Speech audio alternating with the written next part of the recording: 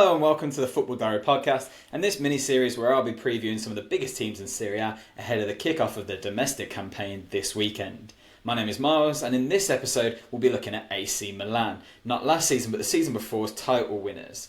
Now while you're with me, if you'd like to subscribe to the channel, that would be massively appreciated by us. We always appreciate your support and we'll be covering a lot more of the Italian campaign as the season moves on, as well as the English game of course as well. So let's look at AC Milan then and how they look to get back on top after an indifferent season last year, I think we can say. Now, they finished fourth and have got themselves in the Champions League, which is excellent. And I'm actually quite excited by them over the summer and the business that they've done.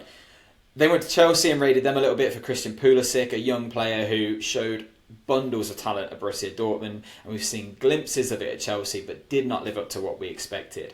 But I really think he could re-find his form in Serie A, as well as Ruben Loftus-Cheek, another player who I've seen a lot of over in England and always thought he was a very direct and dynamic midfielder, can play in a lot of positions, works incredibly hard, he's a very intelligent player, his movement is really good off the ball, someone that I think could really benefit AC Milan's side, and he's had an excellent time in pre-season too.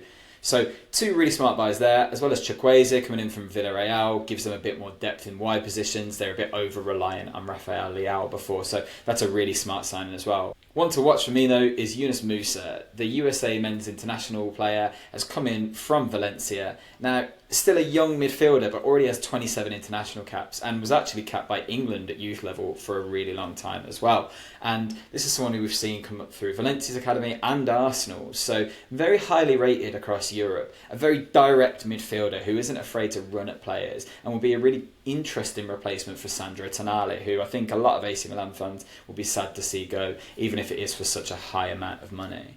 Now, of course, another bit of excellent business that they've managed to do is secure Rafael Leao's future and get him tied down to a long contract.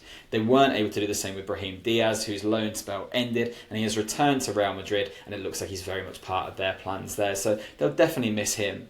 They really need to work on shoring that defence up though, because the season that they won their title, they managed to do so only conceding 31 goals, whereas last season that up to 43, and they just did not look as secure as they had the season before. Fikayo Tomori has another year of experience under his belt though in Serie A and has shown what an incredible defender he can be in that league, so I have no doubt that he'll go on to have another phenomenal season. So an interesting time for AC Milan actually, and I think given the business that they've done in the window, I'm the most impressed by them. I think they've come the furthest way.